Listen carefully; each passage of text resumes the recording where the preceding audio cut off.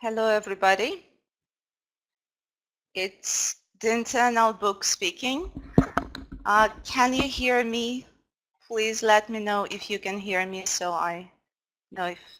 Hi, hello. Thanks for finding time to join us here. Okay, so I guess most of you can hear me all right, so it's high time to start. Hello again, my name is Olena Mihodui. I am a methodologist at the Dinternal-book, and we exclusively represent Pearson education in Ukraine, Pearson publishing in Ukraine. Hello everybody. So most big cities of Ukraine are here and small towns as well. Sumy, Kirovohradska Oblast. So thanks a lot. I know it's a very busy time of the year, so it's the start of school year. Odessa is here, Chernomorsk, Uman, great, Zaporizhia. So I know most of you are probably extremely busy these days, but thanks for finding time. So we continue our series of webinars called 30 Minutes with the Internal Book. Today we are going to speak about something very practical, something which we do almost every day, so Monday to Friday, because we are teachers of English, something which might seem a bit boring even, but something which is extremely important. So we're going to speak about lesson planning, and today in this session we will try to have a look at how to plan a grammar lesson which works. I am a teacher myself, so I have been teaching for, it's my 18th year of teaching actually.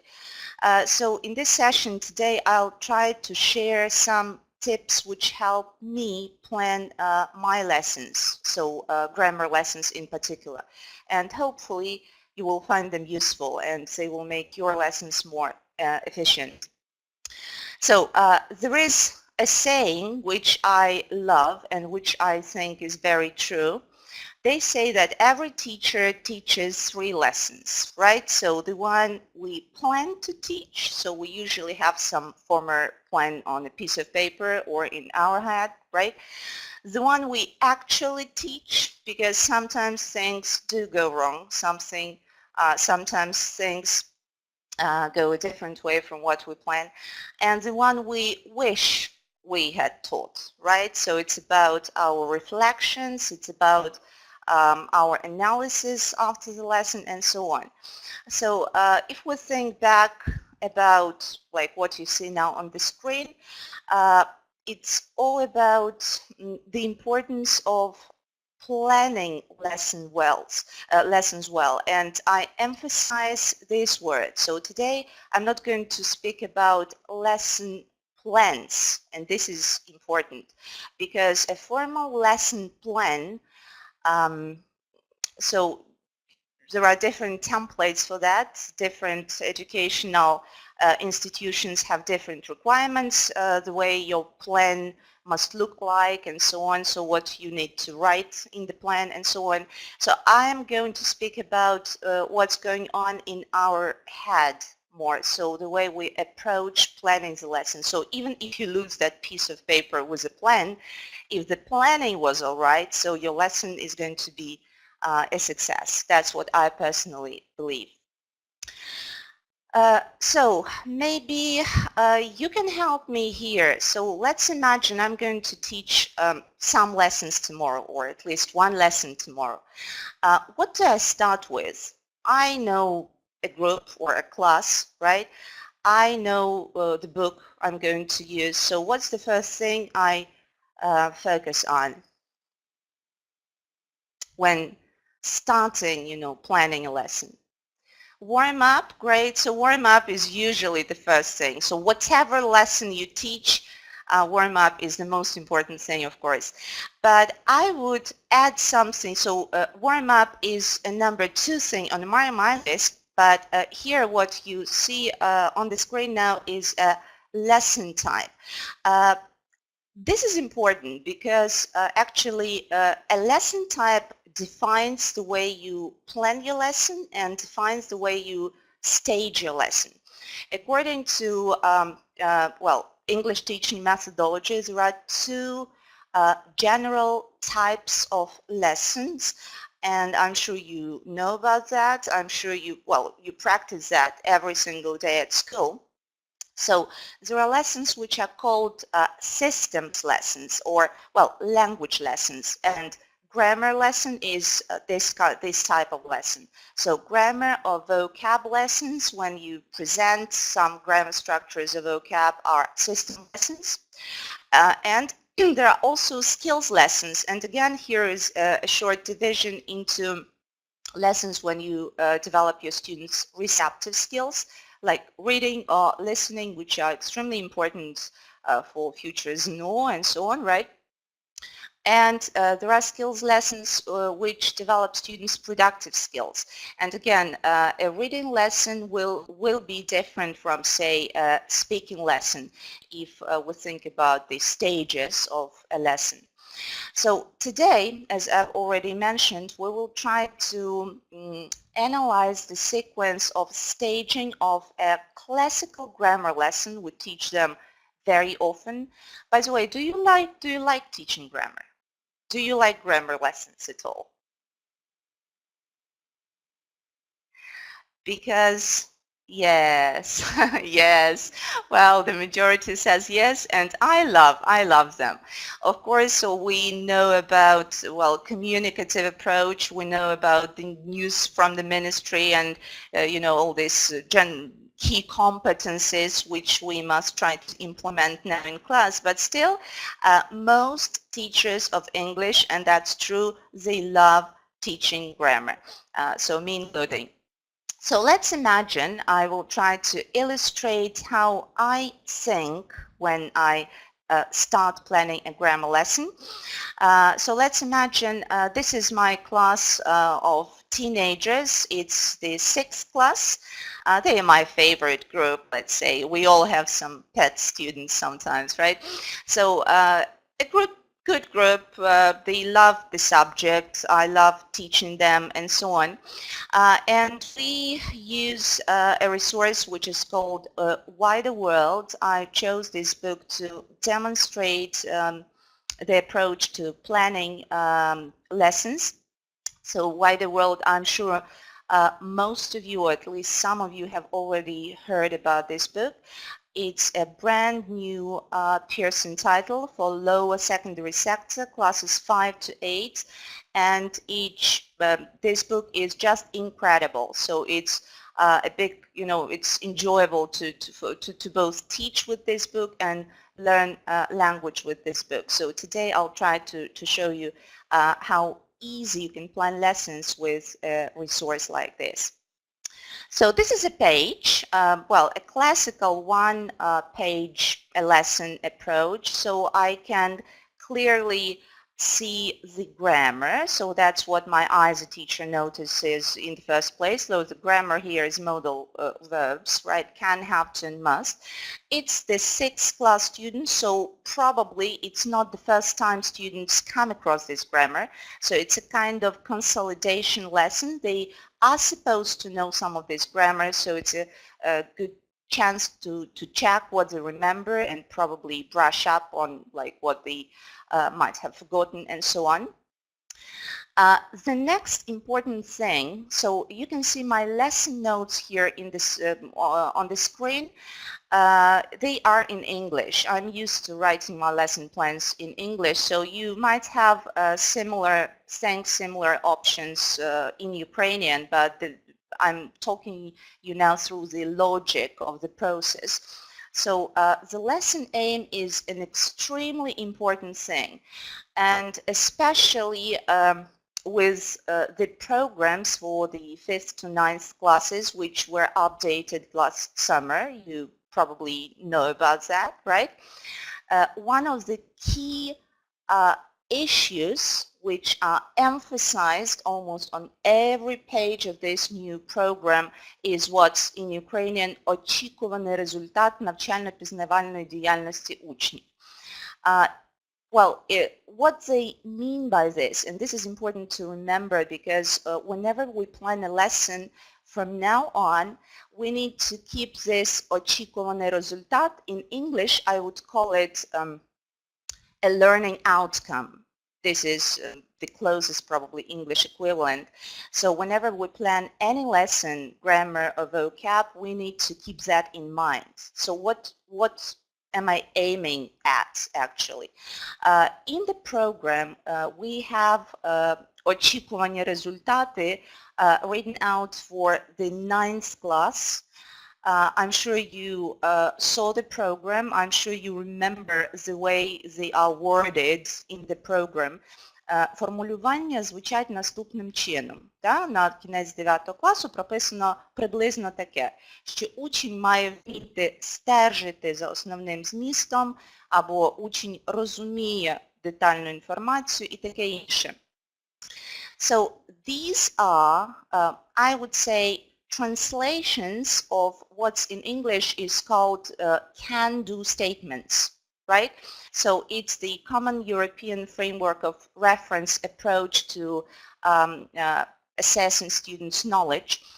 And now it's in the program, so they are written out for the ninth class, but we need to think about what our students will reach by the end of the 8th class, 7th class, 6th class, and what they will be able to do by the end of any lesson. So that's why in my lesson plan, the lesson aim is stated from the student's point of view. So it's not about teaching students modal verbs any longer, right? So what the students are able to do, and in modern resources like real world, like wider world, sorry, so the lesson aims are stated here in the page. So I can talk about permission and obligation. So it makes our job easier because in the lesson plan we can write something like this. На кінець уроку учні вмітимуть говорити про те, що їм дозволено та свої обов'язки. Well, that's how we should put the lesson aims, мета уроку, from now on in the lesson plans. And as soon as, well, the aim of the lesson is defined, I start thinking about the stages of the lesson and the procedure I'm going to follow during this 45 minutes I have. So here everything is very simple.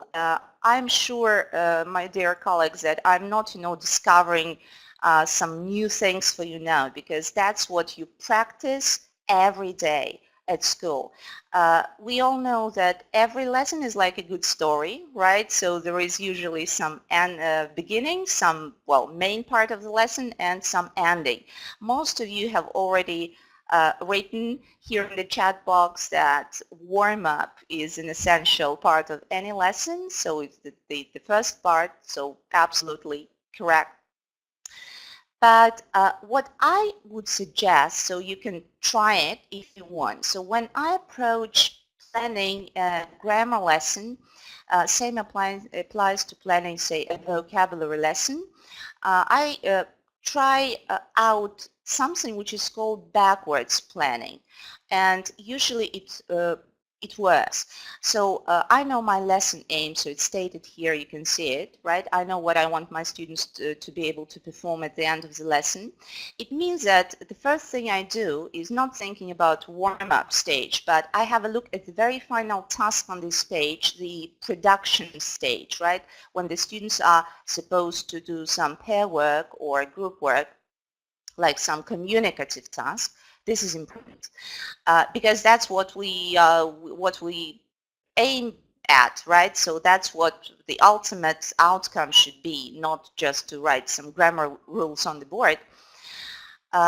So when I see the task, I try to visualize how long it will take. So I allocate, let's say, ideally. Of course, lessons can go in different ways, so it can be, the the beginning can be different from what you planned. A homework check at the beginning can take longer than planned. But anyway, in an ideal situation, the production stage should take at least 10 minutes. This is the time when your students can actually put what you teach them to practice, and this is important, right?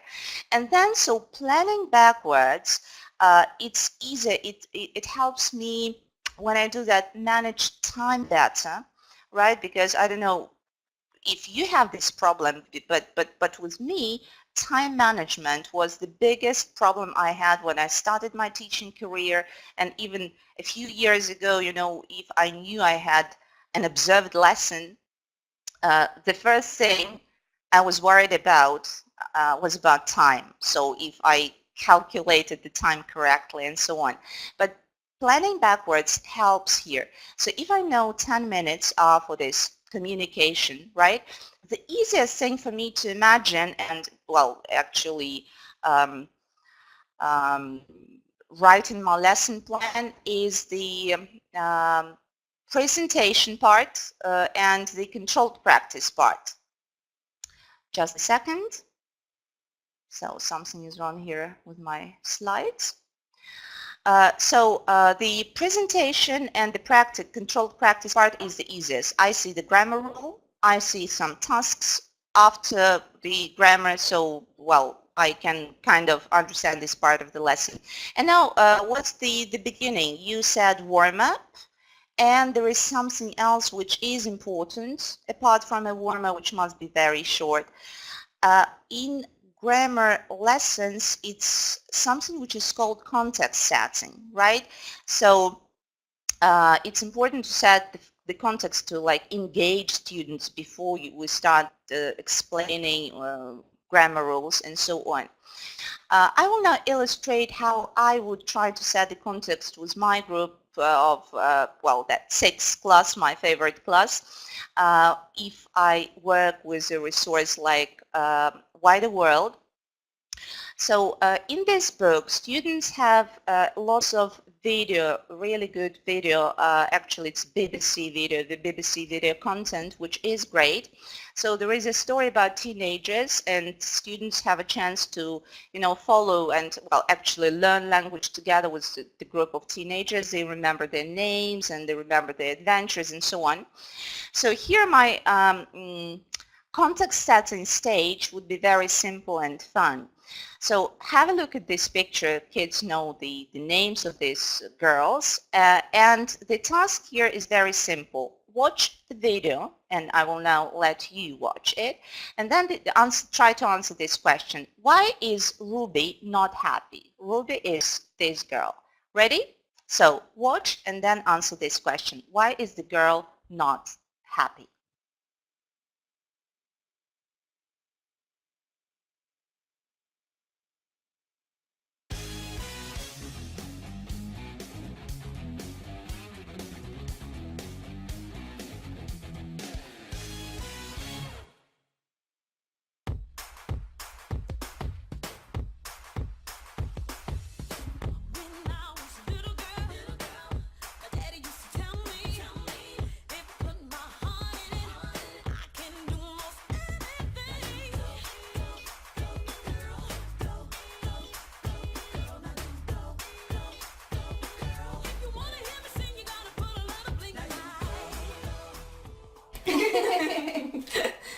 What time is it? Almost 11. Cool. I have to go to bed at 10 normally. 10? That's early. I don't have to go to bed until 11. And I can stay up later at weekends. What time do you have to go to bed, Amy? Anytime I want. You're lucky. My parents are really strict with me. I have to tidy my room. I have to come home straight after school. I mustn't forget to do my homework. I can't wear makeup. I can't stay out late. But Lee can stay out late. What time does Lee have to come home? He doesn't have to come home until 10. They say it's different for boys. It's not fair. Yeah, but you are only 13, Ruby. My cousin Meg's 13 and she has to go to bed at 9:30. Oh.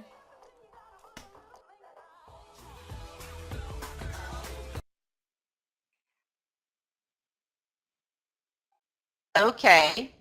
So can you answer my question now?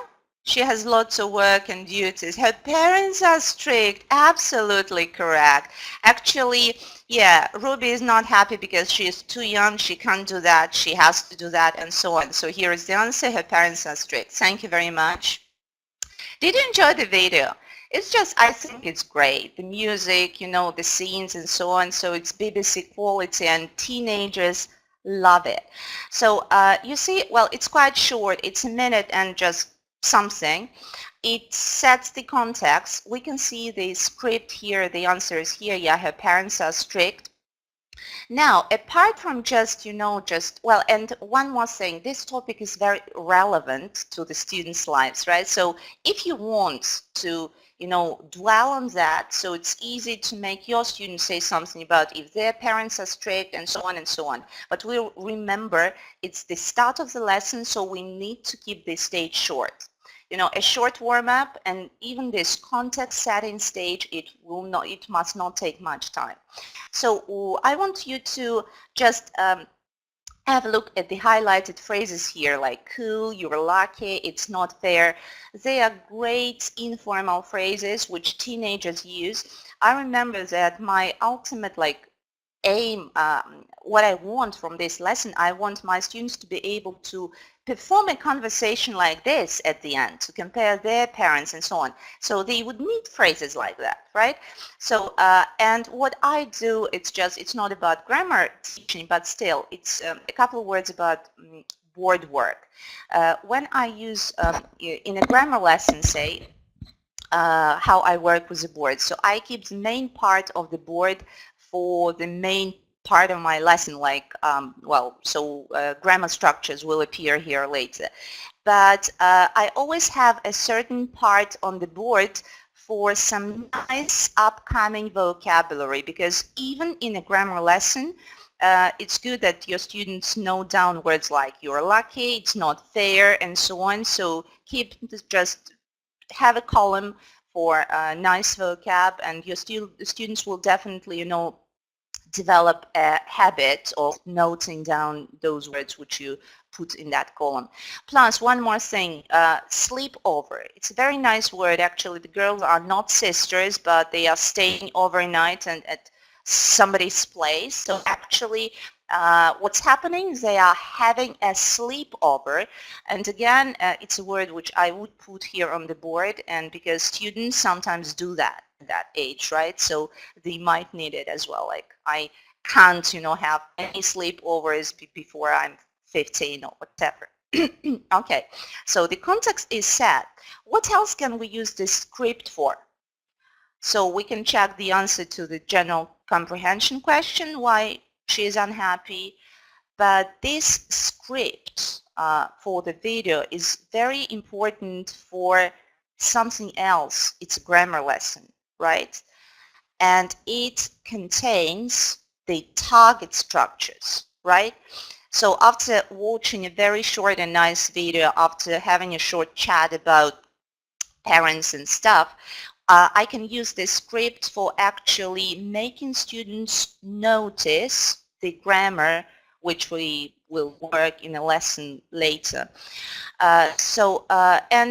Here again, you know what happens next. It's called a noticing stage. It's important. So you write the models on the board and you let your students find examples in the text and tell you, so you write them on the board and so on. So my board would look something like this, right? So it's kind of students discovering the grammar. So some grammar is familiar, it's easy. They usually confuse and they have problems with structures like have to and don't have to and so on. So I would have something like this on the board. In the lesson plan, so warmer, context setting, I have a video here in Wider World. But even if you can't watch a video, so in this book there is always an audio version. So I would just ask my students to open the book, cover the script with the copybook, and then, you know, they listen to the same like recording but audio version, and then same question, and then the notes is in stage here, the script is here, so it's quite convenient, lots of different versions, so you can use different ways. So that's the basic thing, that's the basic sequence. And again, back to timing, so only you know how much the main part of the lesson will take. If, for example, I know that this grammar is not new for students, so it will take less time. So if it's something like third conditional, so I will probably spend more time for the main body of the lesson. The main thing is to keep the first like warm and context setting part as short as possible, 7 minutes max. In short, the sequence, which you can see now on the screen, is the so-called ESA sequence, or Engage, Study, Activate. I'm sure you heard this abbreviation before. We sometimes mention it in our seminars. It's quite convenient when you start planning a lesson to think in these 3 stages, like how will I engage my students? Like here, I illustrated it in Wider World. So there is a video, I can start with that. What is the study part? And the study part here is the grammar rule itself and the practice tasks like more controlled, opening brackets, filling in gaps, and so on. And well, the important thing, the activation part, production, think about how much time it will take, and so on. So the ESA sequence helps me when, well, planning lessons. One more thing, in Wider World there are different kinds of video, and one of them, so apart from this teenage series, very often the final activation part, apart from just a task for students to talk about, has a video which is called Vox Pop. So they are interviews with different people in the streets of London. So here the students must discuss their parents and find out whose parents are the strictest. But if you want, if you have a chance, it's a great thing to let students watch how people with different accents from different countries answer the very same question when stopped in the streets of London. So it's a great, motivation factor. And again, so you can use it, you can omit it, but it's there. Summing up, once again, planning a grammar lesson, first think about your lesson aim. In resources like Wider World, it's defined on top of the page, so it's easy to see. You can write it in Ukrainian if you ask to by your school authorities. In Wider World, lesson aims are written out not only for grammar lessons, but for all types of lessons. And these are approximate Ukrainian translations, but it's much easier to write in Ukrainian meta uroku if you have it in English. And the good news is that for all our resources for lower secondary sector like Wider World and Next Move, we've created a very detailed calendar planning, поурочне календарне планування, as you see here, and so the lesson topic, тема уроку is written there, очікувані результати українською мовою, ми це все прописали, це насправді заощадить ваш час, якщо ви користуєтесь цим ресурсом або NextMove. Те ж саме ми до ресурсу для старшої школи пишемо Focus. Дуже зручно, тема уроку, пам'ятаємо, має звучати бути комунікативною, наприклад, ось цей урок граматичний, модальні дієслова, але тема звучить так. Я маю бути вдома о 10-й годині. Something like that. Ну і очікуваний результат відповідним чином сформульовано, тому в кінці вебінару я покажу сайт, де це календарне планування можна скачати дуже легко. Okay, back to my lesson plan. So lesson aim defined. The second thing is what I've tried to illustrate because it helps me. When planning a grammar lesson, try to think backwards and visualize the final part of the lesson first. Right, so the prayer practice part, then the main parts, and then a very short but important beginning of the lesson, right? After doing that, the thing which is extremely important and still challenging for me is to allocate time for each of these sections, so be realistic about timing.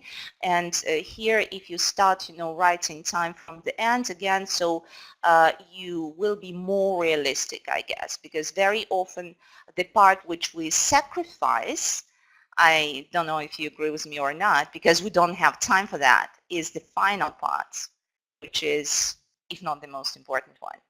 So be realistic about timing. Again, so note it down into lesson plan. One more thing which I again tried to illustrate and emphasize during this short webinar, well, I emphasize it's important to engage students. So no matter how much new stuff you plan to present in a lesson, always remember that English is not the only subject your students have at school, right? So you might have your class of students, come to your lesson after a lesson of mathematics or physical education or whatever, and it's difficult for them to, switch like this to the topic of modal verbs and so on. So spending a couple of times just trying to make them interested, to engage, to have some fun, or incorporating some fun activities or interesting things into a lesson will always help you manage students better, and they will love your subject better. In books like Why the World, there are lots of interesting, great facts. So actually when we first received this book and I leafed through the book, I learned lots of stuff myself, even some, new vocabulary. For example, this book is for the 6th class. I learned some new words and just lots of interesting facts like, BBC videos there. So fun on its own, and the highest quality video content, which we understand is actually developing students' listening skills, right? Video це аудіювання. And this is very important, especially in the light of all these changes in the law, because we're still waiting for the news from the Ministry of Education. And I'm almost sure, 99%, that listening will be a part of and also the more video you have, the better, students' listening skills are.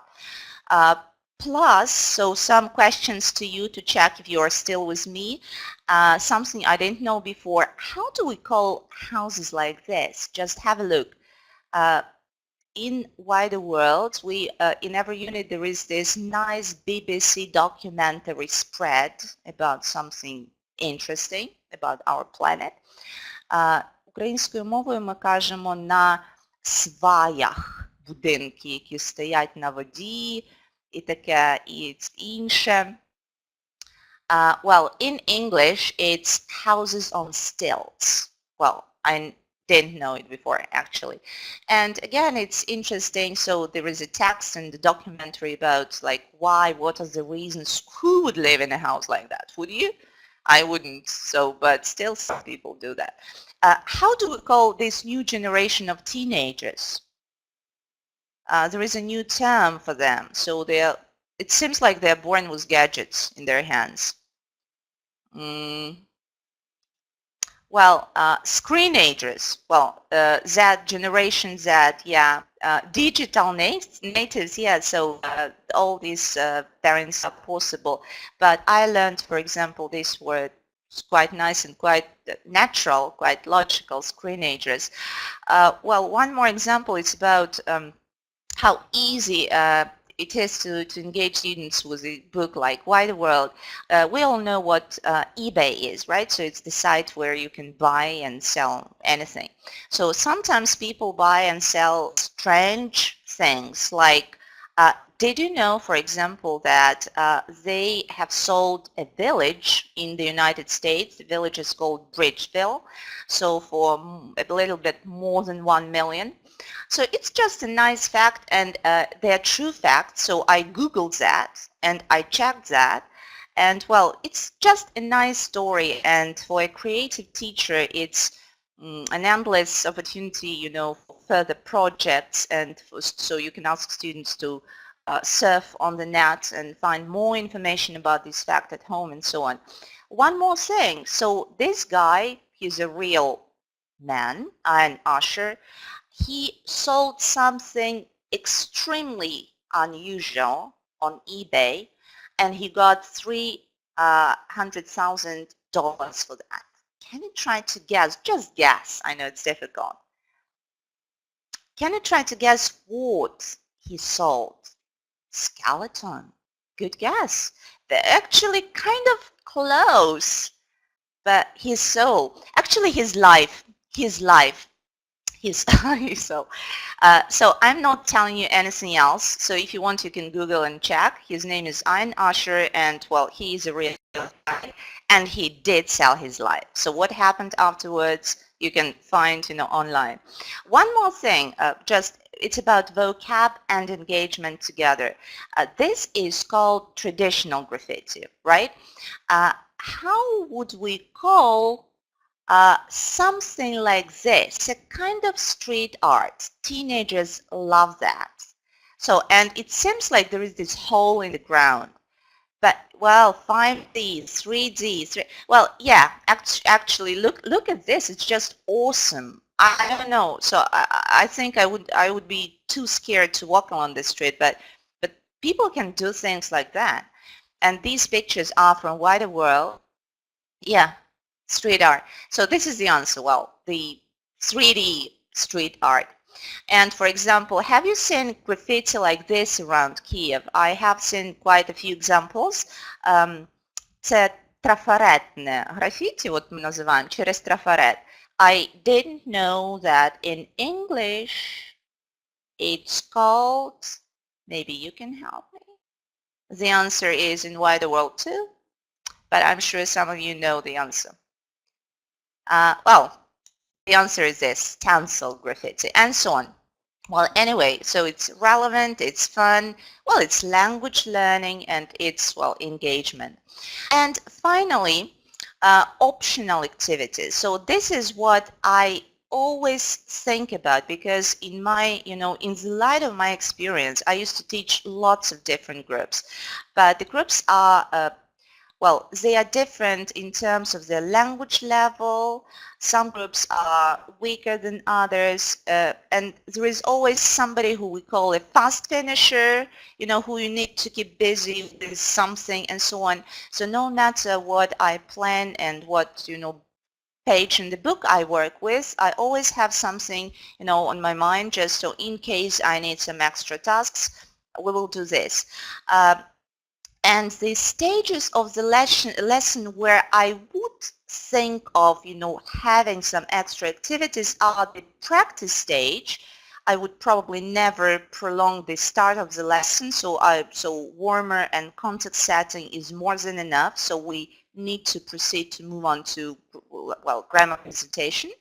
Then after students have some practice in the book, it would be good to have something extra just in case you need that. In Wider World, again, it's just quite convenient. Actually, this book is just, you know, it does make a teacher's life easy because, well, at the end, there is this, you know, lots of pages of grammar reference and practice. It's called Grammar Time. For example, so a page which goes together with our lesson page in the book has, well, grammar rules plus lots of interesting tasks like, for example, choose one situation and write 6 sentences with rules about what you can, can't, have to, and mustn't do for a visitor in your country. So it's quite a nice time, just if you need some extension, if you want to give your students extra practice, right? Or some rules for somebody playing your favorite game or some rules for somebody going on holiday with your family. So it would be fun, again, so it can be developed into a project even, right? So again, it's good to have a resource like grammar time at the end of the book, so no photocopyables needed, nothing. It's always there just if you need to some reference. Plus the freer practice stage. Here, with all these tools we have in a book like Wider World with video, audio version, the script for any video, easier to add some variety. For example, just some ideas which I tried with my students. If, say, we have a video, an audio version, and a script, right? So after we have finished all the practice tasks on the page, after they make their own dialogue, so I can then revisit, like reuse the video for something else. For example, so we watch the video with the sound off, right? And after some practice, I could ask my students to do the voicing over, right? So to dub the film, so they watch at the screen and, the girls are saying something and some other girls do the voicing. Students, I tried it several times with my students and they love it. So it's quite challenging, but it's really good practice. Or students always have gadgets in class. So why not, after watching lots of models and examples, from the girls in the video, from that interview in the streets of London, so they can just make a video themselves, and it's nice, it's fun, and it's really good practice. Or just as simple as presentations, right? You can ask them to bring photos of their family members and then describe their family rules and so on. Still, I need to have some ideas for extending this stage. Even maybe I could start with one of these the following lesson, and it could be a short warmer or just, so it's always good to have ideas to just recycle what was learned previously. So in short, this is how my plan, like a very basic template of how my plan would look for grammar lessons. And the timing, well, I usually try to write more detailed timing, not just 20 minutes for the main part, but exactly just to, well, again, to manage myself better, because that's my biggest point. I've already mentioned that. One more thing, I don't know if you use it, but again, it helps me it improves my class management, and it contributes to, making my classroom more communicative. I have a column which is called interaction or interaction patterns. Whenever we plan an activity, it's not about what task, what page. It's about how I'm going to set it, who's going to do it, like 2 students, 3 students, students individual, and so on. So try to vary interaction patterns, and the more S's you have, the better, right? Because T stands for teacher, and actually we need to strive for a more student-centered classroom. So I try to make sure my lesson plan, looks something like this, to make sure students have a chance to say something. Okay, and finally, and I will finish soon, I've already mentioned today the changes in the program. I'm sure some of you have attended the webinars done by my colleague Svetlana Sorochenska. She went into lots of detail. I'm sure you know everything now about, the changes in the program and the 10 key competencies and the 4 integrated lines and so on. By the way, this webinar is available on our site now, so Svetlana's webinar on changes in the program. So you can watch it, you can even download it.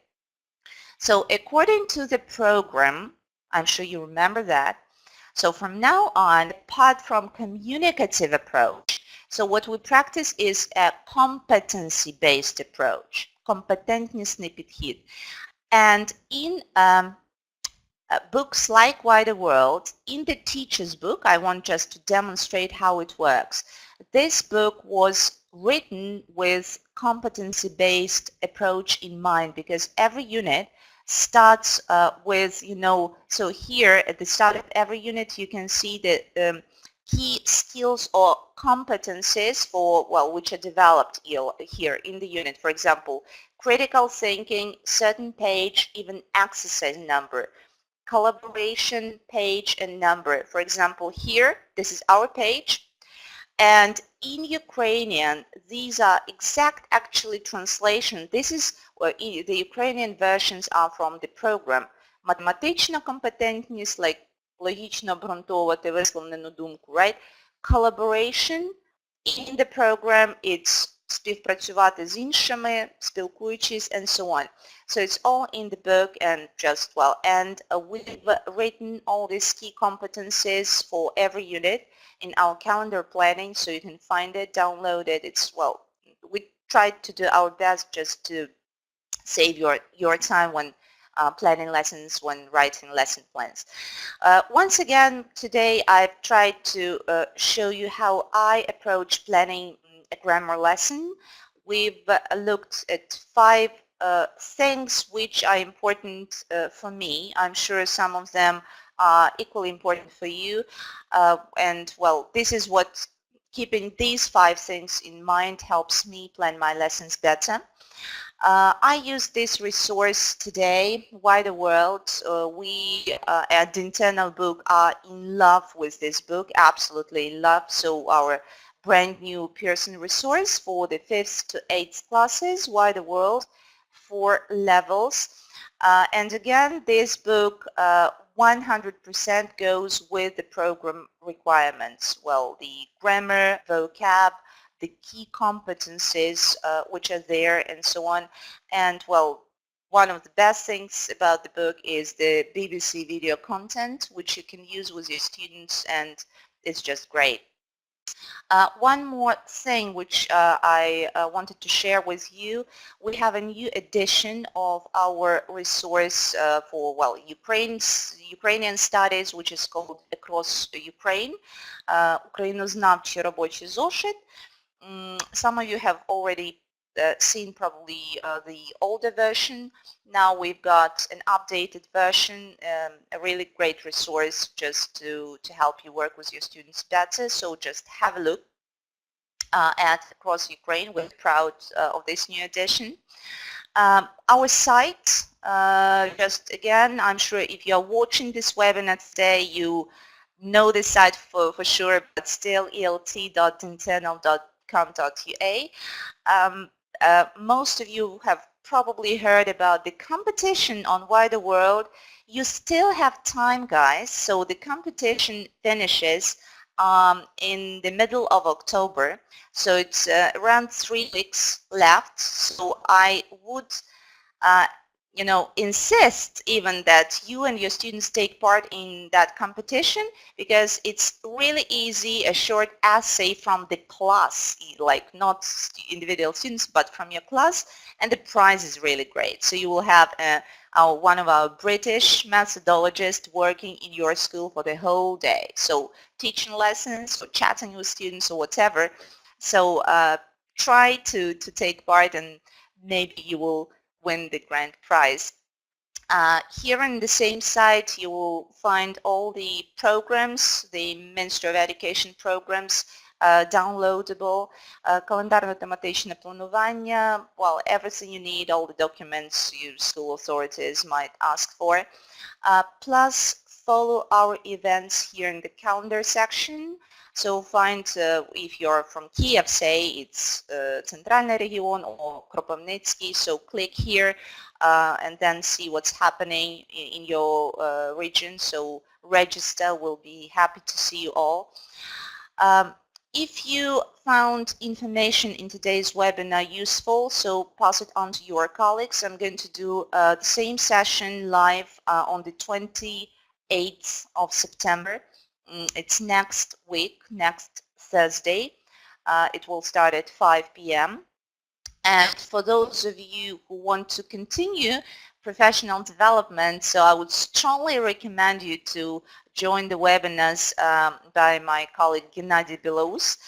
So he will look in detail into how we plan our vocabulary lessons.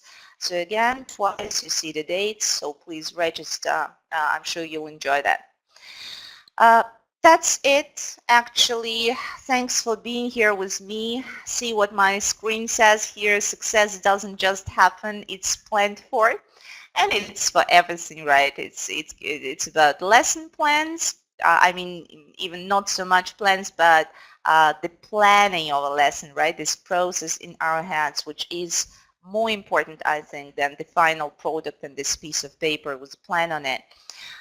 And thank you very much for attending. So you will all get your certificates of attendance in a couple of days. So please check your email so you can print it out and put it on the wall in a nice frame.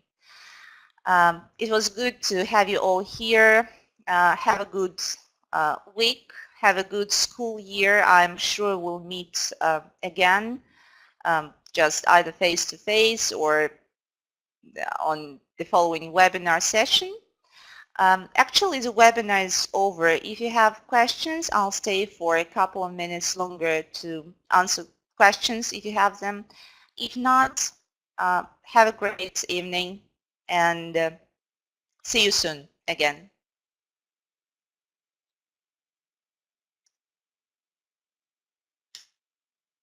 Thank you all.